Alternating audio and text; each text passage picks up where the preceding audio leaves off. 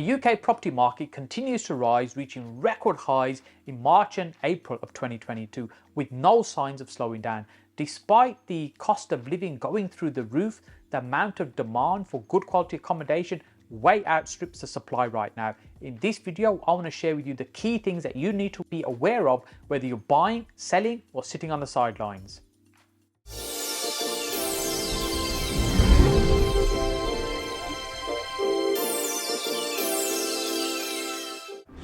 Hey, if you're watching my videos for the first time, my name is Saj Hussain, and on this channel, I share with you my 15 plus years of property investing experience to ultimately help you get further faster in your own property investing journey. So property prices, what's going on with them? It's absolutely crazy. We've just had the 9th month of a continuous house price rise. Is it sustainable? Well, who knows? That's the big question. I've got some projects we're just finishing right now, and I'm really keen to get them on the market super quick so we can benefit from this massive demand that exists in the marketplace at the minute. There is lots of data that's published every month about what's going on in the house market, whether it's from the government, whether it's land registry, nationwide building society. One of my most favorite ones is the Halifax ones because I like the level of detail that they give us on the context of what's going on. The most recent data that Halifax has released shows us that in March, the house price have gone up by 1.4%. Now that's the 9th month in a row, an annual rate of about 11%. That's the highest since it's been in 2007. Now just in the last year, the house price have increased by £28,113 on average. So what that means, the average salary is about £28,860. So an increase of the equivalent of the average salary. The current average house price is now £282,753.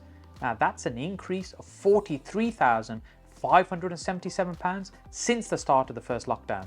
Over the last couple of years, the price of apartments have risen just over 10%, whereas the prices of detached properties has risen over 20%.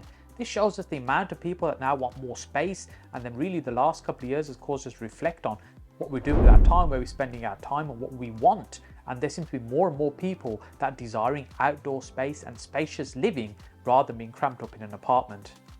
London is always an interesting market and usually not representative of what's happening in the rest of the country.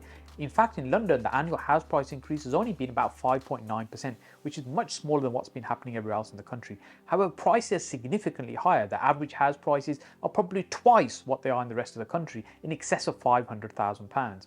When you look at overall the bigger region, it tends to be the southwest that's actually fared better, with 14.6% as an annual increase.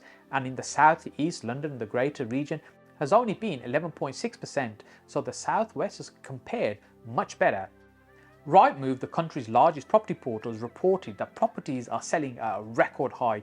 The average price is higher than it's been at any point in the past. Not only that, they are finding that 53% of the properties are selling above the asking price.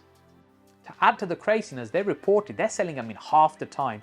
In 2019, it would take on average about 67 days to sell a property. Rightmove reported now that's 33 days. What that means is selling them as twice as quickly for more than the asking price. So what does this all mean? Is this craziness even sustainable?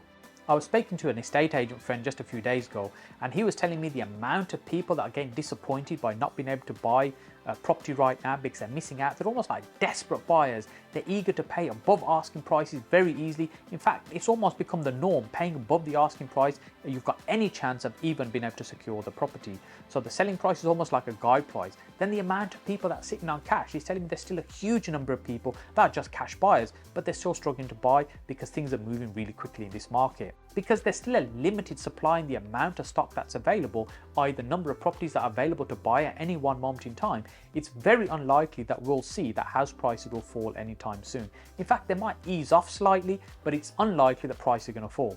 So what does this mean if you're trying to buy property right now? Well, the first thing is you need to be super organized, make sure all your paperwork is ready, how you're going to purchase a property, your mortgage in principle is ready, you've got your ID, solicitors, everything organized, ready to go. So when you've got an offer, it's a solid offer, then it's going to get accepted. You need to work with the agent, be able to get in there quickly to be able to get the viewings done. Now, many times people tell me that they try and get a viewing in, but what happens, the agent says, we're not taking any more viewings, they've already got 20, 30 viewings. They know they're going to get an offer way above the asking price when they've got that level of interest. They don't need to show 50 people to try and get the best price, they know that within that group of people they're going to get an offer. So people are not even able to get their foot through the door to be able to view the property.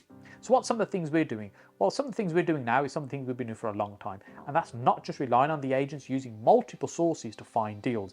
In fact, on our property sourcing course, we teach 41 ways to be able to go and find property. And many of these things we're doing ourselves every day right now.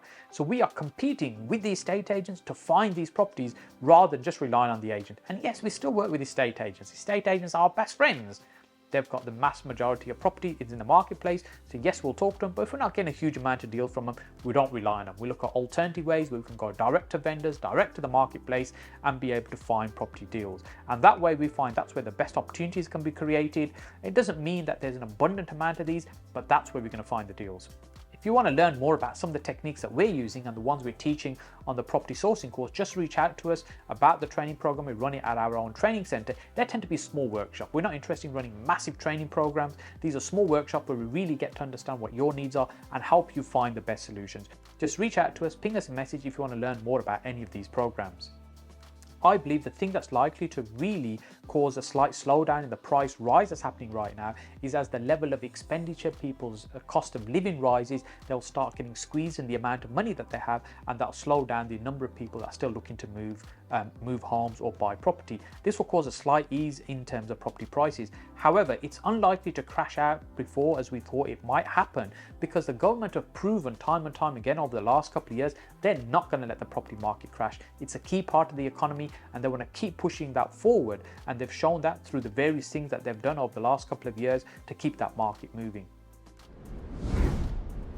If you want to learn more about some of the things that government's been doing to control the property market, then make sure you watch this video over here. But just before you go and do that, make sure you click on my face over here to subscribe to the channel, and then I'll see you on this video just over here next.